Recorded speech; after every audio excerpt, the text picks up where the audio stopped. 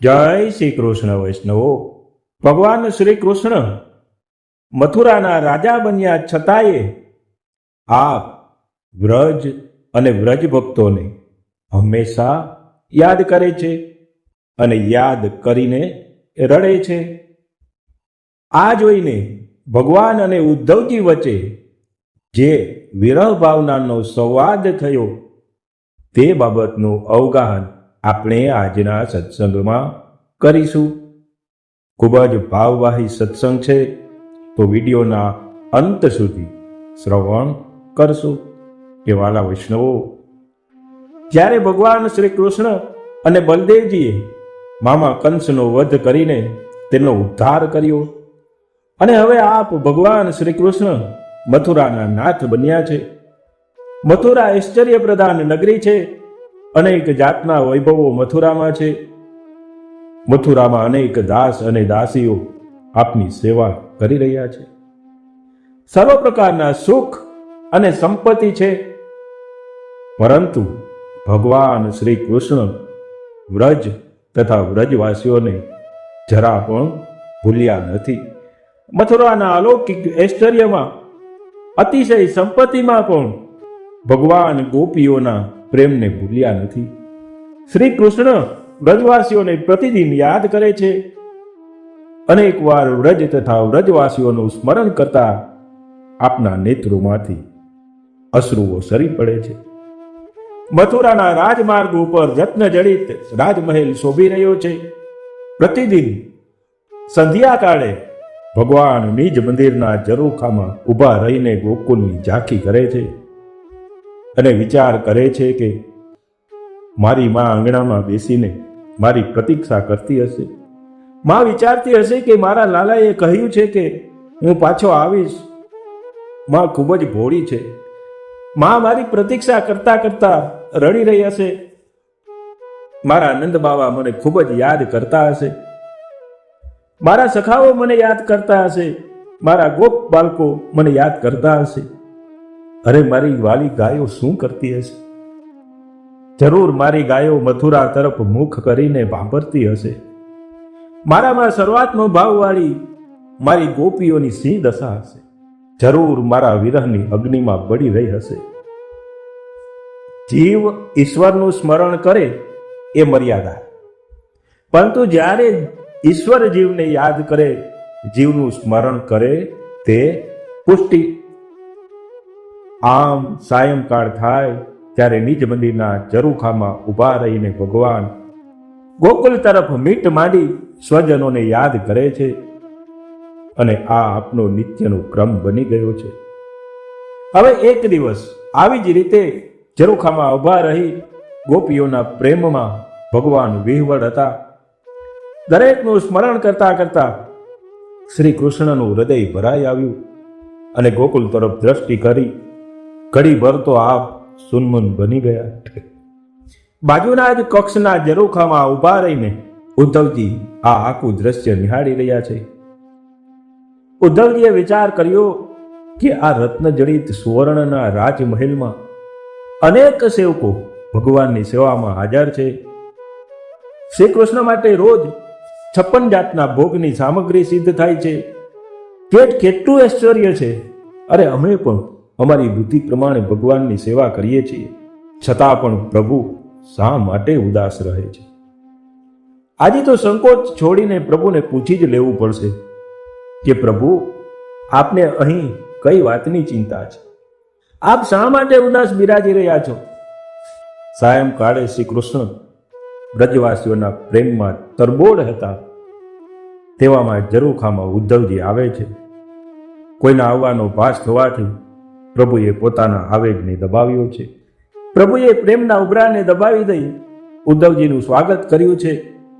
ઉદ્ધવજી પણ વંદન કરીને બેઠા. ઉદ્ધવજી પ્રભુને પૂછે છે કે પ્રભુ, જો આપ આજ્ઞા આપો તો એક પ્રશ્ન પૂછવો છે. ઘણા સમયથી મારા મનમાં આ વાત ઘોડાયા કરે છે, પૂછવું અને રહી જાય છે. ત્યારે ભગવાન કહે છે કે ઉદ્ધવ, તમે તો અમારા અતરંગ સખા છો. જે પૂછવું હોય તે પૂછી શકો છો, માટે વિના સંકોચ પૂછો.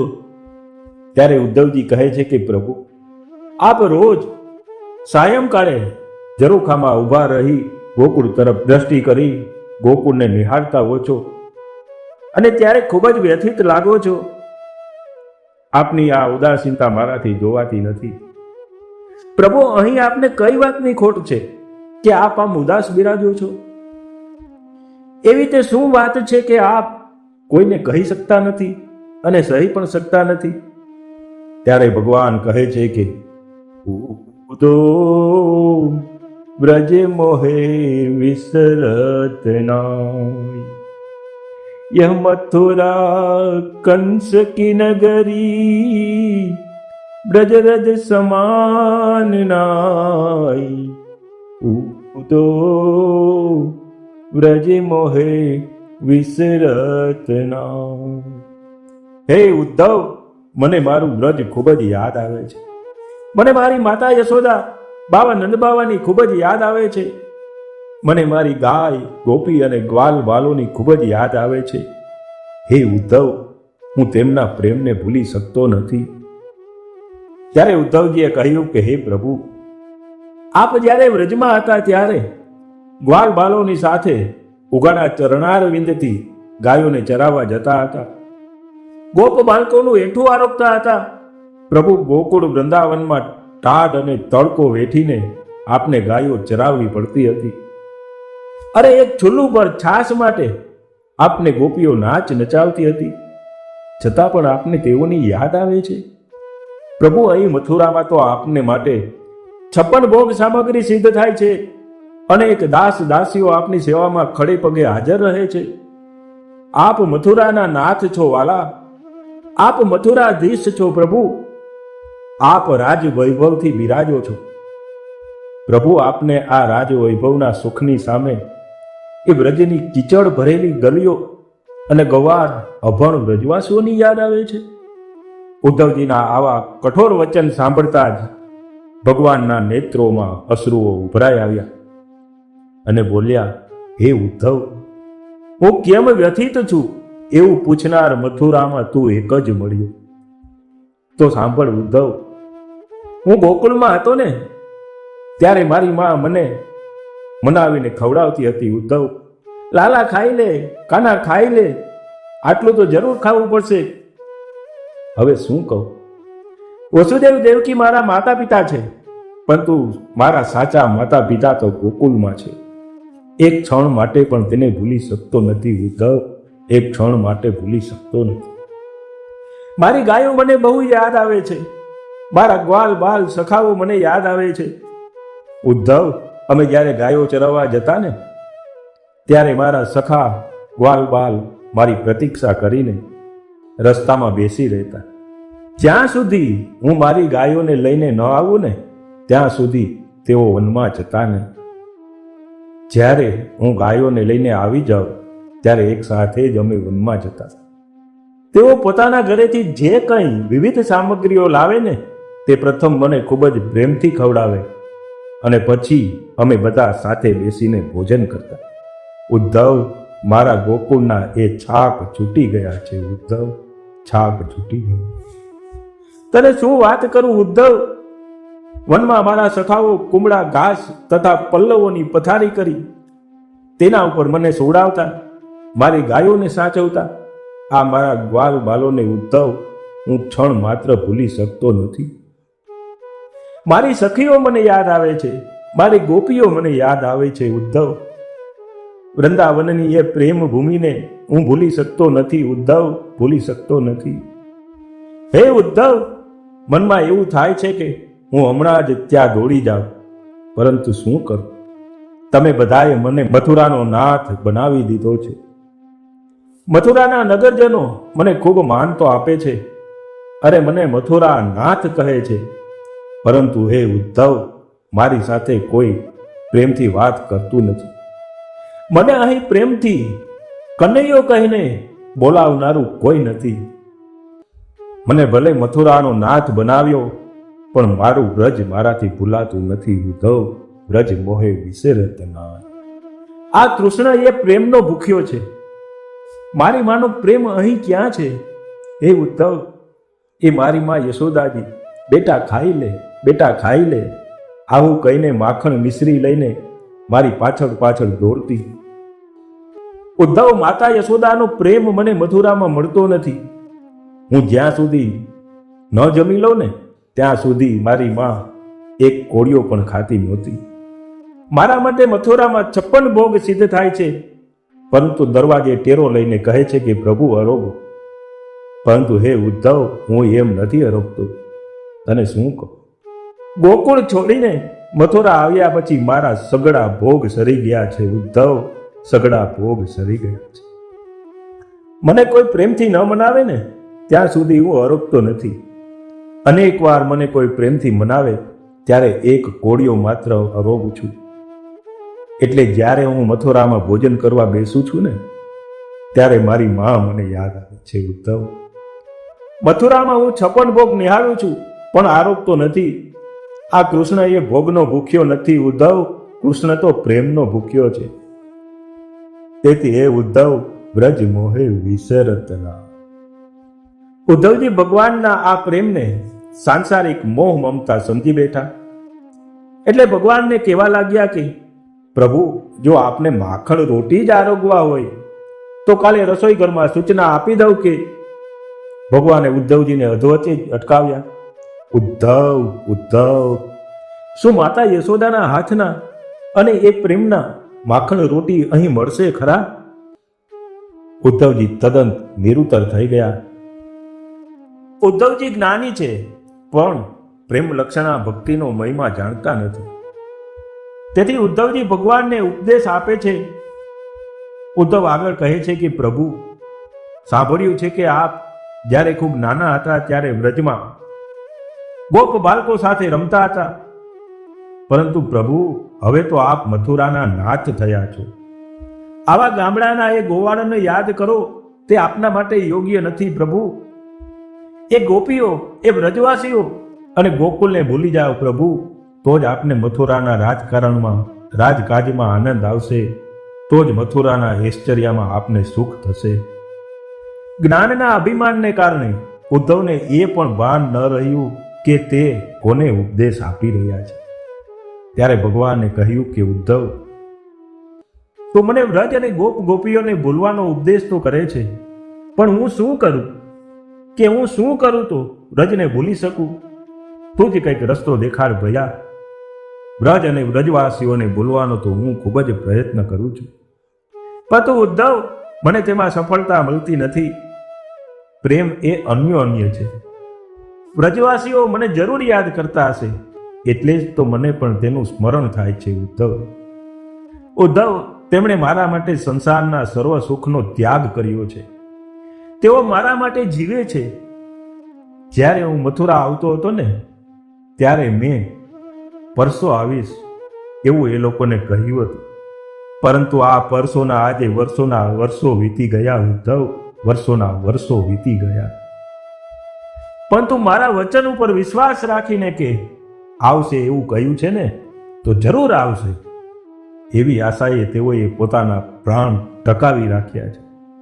જે સમયે અક્રૂરજી રથમાં બેસાડીને અમે બંને ભાઈઓને મથુરા લઈ જવા ચાલ્યા, તે સમયના ગોપીઓના રુદન અને તે સમયે રથની પાછળ જે ગોપીઓ દોડતા દોડતા મૂર્છિત થઈ પડી જતા હતા, તેઓ વિરહની સંભાવનાથી વ્યાકુળ બની જઈ લાજ શરમ છોડીને હે ગોવિંદ, હે માધવ, હે ગોપાલ એમ ઊંચા અવાજે પોકારી પોકારી રુદન કરતી હતી ને, તે શબ્દો મારા માનસ પટ પરથી ભૂસાતા નથી ઉદ્ધવ, તે ભૂસાતા નથી. તે ગોપીઓના પ્રેમનો બદલો એક જન્મ તો શું, હું હજારો જન્મમાં પણ વાળી શકવાનો નથી ઉદ્ધવ, હજારો જન્મમાં વાળી શકવાનો નથી. આ ગોપી એ પ્રેમની ધજા છે ઉદ્ધવ, ગોપી પ્રેમ કી ધ્વજા, ગોપી પ્રેમ કી ધ્વજા.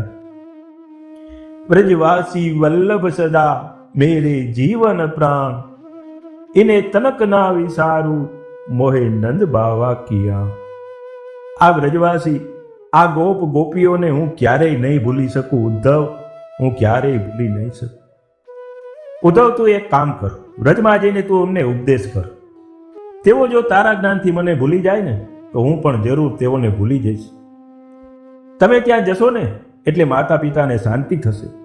વ્રજમાં જઈ અમારા માતા પિતાને પ્રસન્ન કરો અને ગોપીઓની વિરહ વ્યથા દૂર કરો. ઉદ્ધવ, જ્ઞાની પુરુષોને ભક્ત હૃદયની ખબર હોતી નથી.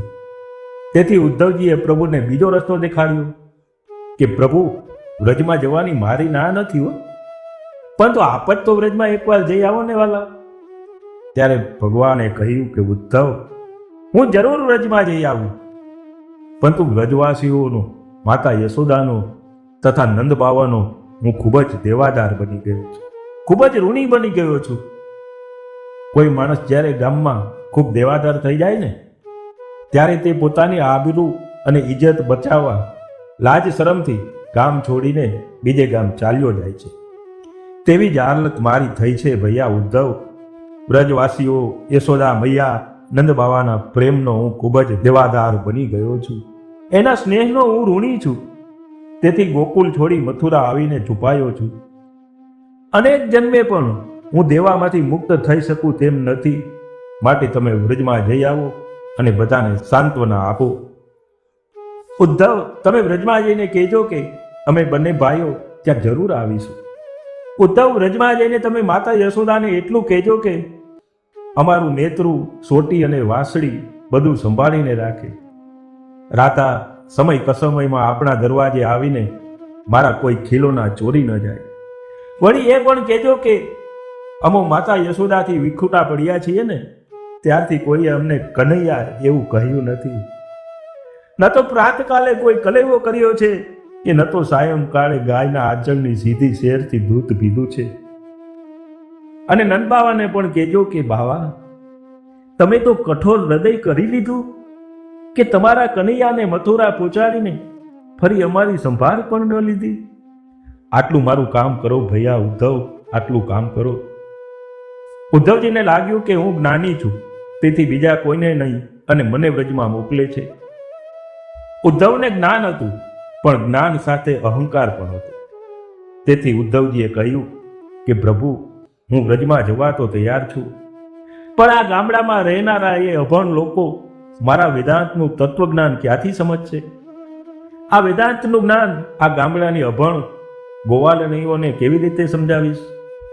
તત્વજ્ઞાનનો ઉપદેશ સમજવો ઘણો જ મુશ્કેલ છે. તેથી પ્રભુ, મારો ત્યાં જવાનો કોઈ જ અર્થ નથી. ભગવાન શ્રી કૃષ્ણથી ઉદ્ધવના આ વચનો સહન ન થયા.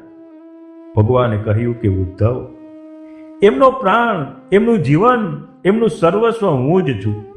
તેઓ તેમના દેહને પણ મારો કરીને બેઠા છે. તેમણે તો દેહના ધર્મો પણ છોડી દીધા છે. મારું વ્રત છે કે યે યથા મામ પ્રપદ્યન્તે તામ તથૈવ ભજામ્યહમ. જે લોકો મારા માટે લૌકિક વૈદિક ધર્મોને છોડીને મારું ભજન કરે છે, તેમને હું પણ મારામાં ધારણ કરું છું, તેમની સંભાળ રાખું છું. ઉદ્ધવ, હું તે ગોપીજનોનો પરમ પ્રીતમ છું. મારા અહીં ચાલ્યા આવવાથી તેમનાથી હું દૂર થઈ ગયો છું. તેઓ વારંવાર મારું સ્મરણ કરતા મૂર્છિત થઈ જાય છે. મારા વિરહની વ્યથાથી તેઓ વિહવળ થઈ ગયા હશે. એ ગોપીજનોએ અત્યારે મહાન કષ્ટ અને યત્નથી પોતાના પ્રાણોને ટકાવી રાખ્યા હશે. મેં તમને કહેલું કે હું આવીશ. બસ ઉદ્ધવ, આ જ આશા એમના જીવનનો આધાર છે.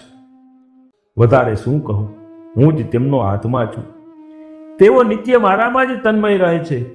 ઉદ્ધવ, મારી ગોપીઓ ભલે ભણેલ નથી, પણ ગોપીઓ પ્રેમની મૂર્તિ છે. ઉદ્ધવ, ગોપીઓ પ્રેમની મૂર્તિ છે. શુદ્ધ પ્રેમને કેવળ ગોપીઓ જ જાણે છે. માટે ઉદ્ધવ, તમે વ્રજમાં જઈ અને તે લોકોને સમજાવો. ત્યારે ઉદ્ધવે કહ્યું કે પ્રભુ, તમારો આટલો આગ્રહ છે તો હું વ્રજમાં જરૂર જઈશ. માતા યશોદાજીને સમજાવીશ, નંદ બાવાને સાંત્વના દઈશ, તમારી ગોપીઓને બોધ આપીશ. પરંતુ પ્રભુ, અભણ પશુ ચરાવનાર ગોવાલણીઓના પ્રેમને યાદ કરીને આપ ઉદાસ થાઓ છો ને, તે આપના માટે શોભતું નથી વાલા. મેં ગુરુ બૃહસ્પતિ પાસેથી જે જ્ઞાન પ્રાપ્ત કર્યું છે, તેના એક એક કોયડા એવા ચલાવીશ કે ગોપીઓ બિચારી લૌકિક પ્રેમને ભૂલી જશે. ઉદ્ધવની વાત ઉપર ભગવાન હસીને મનમાં વિચારવા લાગ્યા કે એકવાર તું મારી ગોપીઓ પાસે જાતો ખરા. કે પછી ખબર પડશે કે કોણ કોના પર કેવા કોયડા ચલાવે છે. ઉદ્ધવજીએ આગળ વાત ચલાવી કહ્યું, પ્રભુ તમારો આગ્રહ છે તો હું વ્રજમાં આપનો સંદેશો લઈને જરૂર જઈશ. સવારે વહેલો આવી જઈશ. આપ સંદેશો તૈયાર રાખજો. આટલું કહીને ઉતાવળે પગલે ઉદ્ધવજી પોતાના મહેલ તરફ રવાના થયા. વાલા વૈષ્ણવો, ઉદ્ધવજીનું વ્રજમાં આગમન અને વ્રજની સ્થિતિ વિશે આપણે હવે પછીના સત્સંગમાં ચર્ચા કરીશું. તો ત્યાં સુધી સર્વને જય શ્રી કૃષ્ણ.